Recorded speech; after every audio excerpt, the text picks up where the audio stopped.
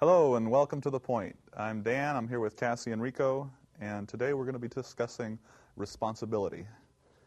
We're going to be discussing the nature of responsibility and who we think is responsible for a variety of different issues. Is it the media? Is it parents? Is it the community? And is there anything that we can do about it? I'm curious to get these guys' opinions on what we should do. Kassi, who do you think is responsible for violence in society?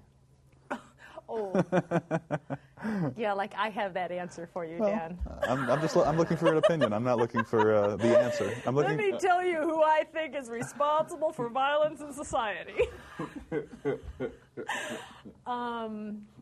You would like to say that don't answer the question then, but just talk. Al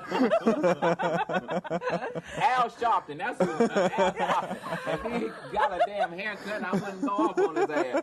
No. Sorry, Al. Much love. Makes it all right, doesn't it? It's all okay now. We're all better. Is there violence out there? No. I don't really... I don't know if I know who, but I certainly don't think it's the media, as a lot of people would like to say. It's the media, and it's their responsibility, and I don't necessarily think it's that way. I think that there's something deeper that's going on in society and with people on a much deeper level that's personal to each one of us, that's about our own ache and our own emptiness, and seeking a community or some kind of bonding. And I believe that some people get on a certain path and think that their violence or their rage or their desperateness actually serves them. And it's serving some purpose for them, like... It empowers them. It gives them something. It gives them a sense of power. Perhaps, because it allows it to control others. Perhaps that, or also they're looking to fill that void too. It also fills some void, and it really, I think, any violent act that occurs, I don't know if it really fills that void. It's more like it might fill it for a temporarily, and then they'll need to do it again, because you'll see that violence actually repeats itself constantly. So I think that that's more responsible, and then we have to, that the responsibility lies with the person and the individual, and that you have to really choose to walk the path of light or love, and it's not an easy path. That path requires much effort. When somebody is being violent and angry and abusing you, it's so much easier to strike back with the violence and the anger and all that passion that happens with that. And I'm not saying that... But you can find love and compassion, because you can, like, compassionately love whooping his ass, when he's beating you. No, I'm just kidding. No, I'm just tripping. But no, I'm just saying that... love and compassion doesn't mean that you let somebody beat up on you at the same time. That's right. I think that you have every right to defend yourself. I think when you go out and commit an act that's based on, I'll cross the street here and go back to this issue, this situation that happened in Littleton, Colorado, and these kids were talking about no one liked them, and blah blah blah. So then they took it upon themselves. Well, we not only gonna shoot all y'all, we're gonna blow up the school.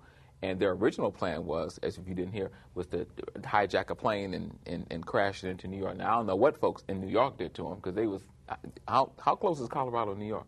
You know what I mean? I'm just, I'm just... It was very fantasy. It was a huge fantasy for them. It was right. It was a way to make them superhuman and powerful, and that nobody could hurt them. Right. Because obviously they'd been hurt, yes? Yeah, but... Because they've been hurt. And where is the love for them? And where are they getting their love and self-esteem? It isn't really a lot of stuff based on self-esteem. If I have really great self-esteem, or you have really great self-esteem, you have really great self-esteem, we're going to probably have really good dialogue with each other. We're going to get along. We're going to probably... We're not going to feel the need to assault each other. Agreed. And that is the nature of violence, is the need, the feeling that you need to control someone else. Even the bombing that we're doing in Kosovo, it's about control. Our government has decided what that government was doing is wrong, and this is how we're implementing our will. by destroying everything we can think of. That's a whole lot of resources. That's a whole lot of bombs that I think would be better suited addressing the needs of our country. It's our taxpayer monies. We have problems here. And it's interesting that you say that, because when you talk about taking responsibility, until we take responsibility in this country, we can't go. No, we keep running across the street to take care of stuff that has nothing to do with us. You know, and if anything showed me something, in this Littleton, Colorado situation that happened is that you got stuff at your own house you need to take care of. You know what I mean? And then, you know, every day on the news there's something else. It's like there's something to show you that we have enough stuff here in this country to take. I'm not saying that what's going on over in Kosovo, if in fact there's all this ethnic cleansing that's going on. I don't know. I'm not there. Quite honestly, I don't believe everything I hear on the news, because all they're doing is looking for ratings anyway. So, you know, the best interests of the people are not at heart. It's all about just selling programming. You know, well, at the the best end of the interest day. in any media or Yeah. any entertainment, the entertainment industry is not about giving you the right or correct information. Right. It's about ratings and placing product placements Right. for advertisements. And Right. we all have to be responsible viewers and understand that that's what it's about. And then if we have that understanding, we can watch things and Right. not try to blame something. But see, that's easy. People they like to have somebody to blame, because it's easy. Right. You know, well, I don't care. I don't care. It's much easy. easier than taking on the mantle Exactly. of responsibility. Exactly. If I blame you for my condition, that's much That's simpler right. than taking You know what I'm responsibility. saying? well, I blame you for my condition. Because but, you know, that's if I take responsibility I blame both of y'all. for my if I take responsibility for my condition, that also forces upon me the responsibility to make any changes that I want to make. That's right, for you. If I make you responsible, I'm helpless. You're powerless. And sometimes helpless is easier. That's where you want to be, because, you know, if you notice, there was a couple of ways you can go with this. One is like people that they don't want to take responsibility for their own lives, and they like to blame other people, feel as though they always get the sympathy from other people. In other words, that they get like the attention from another Exactly. person when they're communicating about who they're blaming. Exactly. So it's like, you know, but, you know, to take responsibility means, that means I have to do it all myself. You know what I mean? But they don't understand that in fact is where the power lies. That's the only place where the power does the lie. power is right there. You know what I mean? But we have so many things, and people are trying to take responsibility away from them, or they're not really asserting their own power, I should say. And, you know, my father used to tell me, if you point your finger, you've got 3 of them pointing back at you. You know what I mean? So that means you got to stand up. You got to take responsibility. Every day you wake up, you have the opportunity to make a change for your life. So but society doesn't support that. I'm curious if you guys feel that society as a whole shares any responsibility for the Littleton killing. Is the media responsible at all, or is it solely the responsibility of the individuals who perform the act? I'll tell you something that Rob Reiner said last week, and he said, and he's a filmmaker, and he said, you know, if we as a consumer stop patronizing films like, you know, Matrix and all these different films that they're trying to blame, you know, with all this violence, and then the video games, you know, the video games that like showing people getting their heads chopped off and blown off and all that stuff. If you stop buying these things, or you stop paying to go see these movies, he said it'll change. Hollywood will change like that. It will change. All of a sudden, you know, It's a consumer business. There it's it a is. business. You know They what I just mean? they There want it you to is. buy product. Yeah, they want you to buy the movie. They know want what you I'm to saying? buy the video. You know, that kind of thing. I mean, so Watch you know, that TV. So you know, it does. And I mean, and yeah, you know, a lot of people do watch movies, and they do have, you know, they are influenced. They're influenced by movies, are by records, influenceable. and stuff like that. When I saw Driving Miss Daisy, I wanted to go drive a little white lady down the street. You know, so it's like all kind of things You happen. did Yeah, not. I did. I know you called me up and said, "Hey, when you're old, I'll drive you I did. around." I'll drive your ass down the street. You know what I'm saying? But no, really, on a serious tip, they do have a certain amount of, you know, some people are just easily influenced, and I don't think it just stops at media. There's like when you're growing up, it's like that kid in school. There's one kid in school that's always like the coolest, or the king, when we're going to school, like the king of the school, or this, and you wanted to be like him, or you wanted to be like this, and that goes. You wanted to fit in. You wanted to fit in. You wanted to be like, you know, oh, well, you got a high top fade. Well, I got to get a high top fade. You wearing like baggy jeans and blah blah blah, and I want to get that too. That kind of a thing. So it's all about. So it's a lot of stuff like that. It just doesn't stop, but it stops at it starts, like you said a minute ago, it's consumerism. It's like, they put it out there. We're trying to sell this product. Let's get Michael Jordan to do this. Let's get, this person to do this. And, so. What can we ID this with this great hero? Right. Whoever we decide are going to be heroes, actually. Yeah. And then attach them to a product so they help sell me and to the consumers. I mean, that's the whole thing about the entertainment industry, basketball and sports, and all that kind of stuff. And it's almost like the freakier you are, the more you'll sell. No, really, it is. It's like, I'm telling you, look at Dennis Rodman doing these commercials for, you seen the Carl's Jr. thing with the little star on his head? You got the little, that kind of thing. And Dennis Rodman selling a hamburger. Come on now. You know what I mean? It's America. There it is. There's the America. There's the consumerism. Right. And now, does that mean that the entertainment industry is responsible for that? Well, no. I mean, we all are. And just to get back to your point about is society as a whole partly responsible for what happened with those children at the school. And I think we're all responsible in some fashion for the whole nation. I mean, if we don't feel that, then we're going to just continue to isolate ourselves. However, we have to think globally and act locally. We have to act within our own lives every moment, making the right choices so to stay on the positive path if we can, and it takes effort. It's not without effort that occurs, and to walk the way of love, whether it's through some religion or just that's going to be how you're going to walk and be kind to people and how you're going to demonstrate, your actions throughout your life. Do you guys think that the community and perhaps even the government has some responsibility and even the ability to regulate violence in the media? The government can't regulate anything, really, because it'll just create more bureaucracy and more lies and corruption. I mean, the government needs to be regulated. The government needs to be clean house, man. Clean house and stop lying to us because, they've lied and for them to have, like, the JFK files locked up still to this day is ridiculous. I got him at home. They're in my house. You got him at home? Well, okay. Then we're safe now. It's because him and his brother were doing Marilyn Monroe. That's right. And the CIA killed him because he knew about the aliens. That's why they can't tell the public. Okay. Now that's one story. Dan has been on medication for a little while. And if so, then you know what? If there really are aliens, let me just say this. Let's go back to this. But if there really are aliens, because of course we've heard about that with Clinton too. Dan is an alien. Dan is an alien. Let's all talk about it because you know what? You know why the government says that they protect the people from having information because we can't handle it. Yeah, but how are they going to tell us we can't handle something? I'm like, you know what? See? It's our right to understand what's happening with ourselves, and hopefully we start looking at the world and start communicating and having some dialogue. You can't handle the truth. Exactly. You can't handle the truth. Give me a chance. I tell you I can handle the damn truth. You got to we got to be able to give each other a chance to be able to handle what the truths really are. I think that's what happens with violence too, is because there's so much in the Puritan world. I'm not supposed to feel sexually attracted to somebody. So if I'm sitting next to them and then they all get pent up and then so some diversion happens, some violent act happens from that person because they're not supposed to somehow be able to talk about their sexuality. Moral of the story, get your freak on, okay? If you feel more sex, less violence. I like it. Okay, so we got about 5 minutes. So we're gonna get close to the final. Here we go, baby. I'm telling you, I'm real relaxed.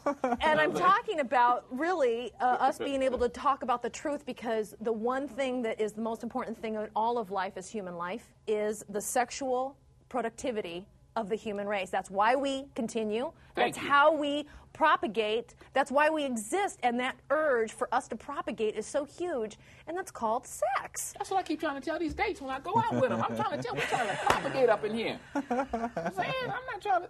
But I'm not saying that you should propagate with every single date you have, Rico. I'm just saying we should be able to talk about it as human beings with each other and be able to understand because growing up, I was not able to communicate about that. And what happened is so many different skewed views of how I thought love and sex should be growing up were incorrect. But see, you talk about truth as if it's an available thing. No, it's not tangible, it's really, not tangible. And we do look for it. It's not objective. Everyone exists in their own fantasy. Is there something we can do about the violence as a community? Everybody has to take responsibility. I mean, you know, it starts in the home. When you talk about kids that, you know, I mean, quite honestly, I mean, I've been making jokes about it, but on the real tip, it didn't hit me until that night when that situation happened in Colorado. And I called a couple of friends of mine, and I was bawling. I was really quite emotional, and I was bawling my eyes out because, you know, anytime I hear of anybody going up to somebody and shooting them because they don't look like they do. Oh. You know what I mean? He said, "Oh, there's that nigga over there. Let's shoot him." I mean, that we have to have compassion and tolerance for each other. We have to take responsibility for communicating with each other. That messed with me. And having some love and compassion. So, but see, again, I was saying, there are certain things that are taught in the home, whether you want to realize it or not. You know what I mean? You learn that stuff early on. It's the way people are raising their kids. I'm just being real about this to show about being real. I'm gonna be real. People teach their kids racism in the house and blah blah blah, and don't mess with him, don't mess with him, blah blah blah. And then when they go out, they go, oh, we didn't mean for him to do stuff like that. We didn't mean for him to act like this, and we didn't mean. Well, you taught him that. You taught them that. How are they going to learn? I mean, they're at home with you more times than they are even at school. They're at school 4 or 5 hours a day, 6 hours a day. You come back home, they're with you. Better part on the weekends they're with you, blah, blah, blah. You're teaching them. You're feeding these kids. You are teaching them. You got 2 working parents. You know, you've got a lot of other responsibilities. I had 2 working parents, too, but my mama didn't tell me to go out and kill all white folks. You know what I'm saying? Wait a second. Let's talk about that for a second. Do we hold parents responsible? To a certain degree, legally yes, responsible for their actions on the minor? Yes, I do. Yes, those are first teachers that they come up with. They are the teachers. Yeah. And if they don't know how to be for themselves, then they should also seek help, and we should find in society, create some kind of things to actually give them tools to talk about real life and what's happening and how to maybe better what's going on. And I think that we're probably, is there going to be some kind of wrap-up that you're going to want to do, Dan, about responsibility? Not necessarily. I think this is a complicated issue, and we need to continue to discuss it as a population, as a community. I think the wrap-up is just basically people have to take... There's actually 10 minutes left. Oh, okay. Well, you know, like I said, you know, since we got 10 more minutes. Anyway. Well, I don't know how I got confused on that. I'm sorry, you guys. Responsibility. Responsibility, again, it comes back to the parents. It comes back to one of the things that Hillary Clinton said a while back. You know, it does take a village to raise a child, and everyone has to be involved in that. But I think on the other tip of, like, Hollywood and that kind of thing and consumerism and all these things, we have to also educate people that, you know, stop thinking that you're better because you drive a BMW and you have some Michael Jordan tennis shoes on and you live up in the hills and you this and you that. No, you're fine just the way you are. You are fine just the way you are. Well, I think people are looking for a way to define themselves, and it's not going to be through clothes. In our community, in our culture, we define ourselves by money, and what we wear and what we drive are reflections of how much money we have. And also, some people define themselves as a gang member, right? Because they bond to those kinds of groups. We're looking for places to belong to. Yeah, but the people, but even on the gang member tip, because people become gang members because, like you said earlier, they want to be a part of something. Not even so much in the sense that they want to commit violence, but a group of individuals that will accept them as a family. You know what I'm saying? Because they're all looking to be loved and to belong somewhere. That's what also happens about church groups. I mean, I know it sounds really weird for me to compare gang and church groups.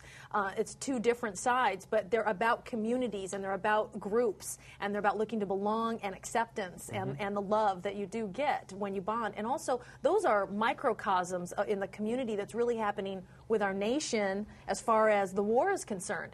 Because as far as the gang members go, they're just doing it in the streets, and our nation's been doing it with the army and doing it all over the world. They've been doing it since they started this country. I mean, that's how this country did get started. Gangsters so, I mean, on horses taking people up off their land. Taking people up off their land. It was started wrong from the beginning. Well, so then, okay, since we're here, though, and we've actually had the benefit of all of the horrible acts that have been created to get here, now where do we go from here, and how do we can't abolish and say, oh, that should have never happened, and how horrible. No, right. But how do we expand beyond that to say, you know what, killing and having, valuing human life is the most important thing. And, having human life be the most valuable thing over land, I mean, which is most of the wars fought over that, isn't it? Money, economics. It's an economical war that's happening, I'm sure, right now. Oh, yeah, it's about money. Whatever's going on. The first day rather of the than bombing those being the most important things. Yeah, the first day of the bombing, the stock market went up. Well, I think historically human life has meant very little throughout human history. human life has not been valued in virtually no cultures. Violence. There's been some that's been valued, but just not it's just been the ones at power. That's all. The ones that are in power, let them die as long as we're okay. It's been worth $30 or $40. The ones that are in power don't want to die. They send little soldiers, little pawns out there to die. They're not. They're the ones that are controlling and controlling other people. But if the little pawns, I guess, would start maybe also having a mind. I don't know. Maybe I'm wrong. Maybe there has to always be war. I would like to think that we could actually have peace. I believe I'd like to think that we could bridge the cultural gaps with education and dialogue and see if there's just so much misunderstanding. Even when I have a fight, perhaps with you, we find out sometimes later, thank gosh, that it was a misunderstanding on something, some way, because the way you perceived it and somehow I perceived it a certain way. I'm just talking in general. But, that happens a lot. And can you imagine this happens on such a small scale? And we're talking on such a large scale and totally talking different languages and But to my mind, there are times when violence is justified. I mean, what do we do with a killer? What do we do? What do we do as a society? I mean, do we put them up in a hotel? I mean, is that our solution? So there are times when violence is justified. And from my experience, and to... I'm not sure how to phrase it, but to me, violence is genetic. It's programmed into us. If I kill you, I live, and I procreate. And there is a huge disparity between the sexual maturity and emotional maturity, emotional wisdom. The emotional side being, if I kill you, that's the No, the emotional wisdom is the point at which I no longer feel the urge to kill you. And there is a huge disparity between that. I mean, it's children having children. I'm 16, 17, 18, 19 years old. I can have 5 or 6 kids by that point. We reach sexual maturity at 14 and 15 when we can have children. And historically, we had children as soon as they were available, and we were dead by 35. So the human race is not historically a peace-loving race. Peaceful cultures get overrun by warlike cultures. I mean, the Zen Buddhists were overrun by the Huns. And the Ottoman Empire was not built on concepts of peace. Even this country was not built on concepts of peace. Where do we go from here, then? Where do we go from here? How do you create some kind of peaceful responsibility? Because really, we actually started about responsibility, didn't we? And then we all came back around to the one thing that I think is probably most important to all of us, is how do we create peace? Individually taking responsibility. You have to individually take responsibility for your actions. But then what do we do with a killer? You see, as a community, we still have responsibility. We still have to find a way. We have to find the ability to respond, which is responsibility. We have to find a constructive way to deal with the violence that exists. How do we do? It's a long process. It's a long process, but the process that is going to have the most lasting effect is what I've been saying, is that people taking personal responsibility, turning their lives inside. So it's not, what we've been trying to do is like going over and bombing Kosovo and going over and bombing this country. We was in Vietnam. We shouldn't have been up in there. We went over here. We went to spend over all these different places. We've been doing stuff. Or, we have to take responsibility for our own lives individually. And it's a long process, and we're always looking to do the microwave solution. And there is no microwave solution when you're talking about responsibility in the narrow path. Or no, when you're talking about human beings really doing this making this inner reformation in their lives so that they don't commit these type of acts. I agree with you. You know what I'm saying? That kind of a thing. It really comes down to a conflict of resolution. Resolution of conflict. Mm-hmm. How do we resolve conflicts, if not through violence? I just gave you the answer. And when you start taking responsibility as a human being, when two people want the same thing, yes. What do we do? Well, if those two people are taking responsibility for their lives and they're really doing the work that they need to do inside their lives, then they'll realize that the two things that they both want, there's enough to share amongst those two people. There isn't always enough to share. Oh, no, there's enough to share. It's just water, food, greed, anger, and stupidity. Greed, anger, and stupidity is what breeds a lot of this stuff. And here we are. Thank you. You know what I mean? That's what breeds a lot of this stuff, is greed, anger, and stupidity. It's like, I want it all. You know what I mean? That kind of a thing. And I'm angry, so I'm going to whoop your ass. And then you're stupid because you make these acts. So what you end up doing is we keep creating the same cause. We perpetuate exactly the same type of actions. Or like you said from the beginning, this is what we've done over and over and over and over again. that kind of a thing. But I have a feeling because the universe is a trip.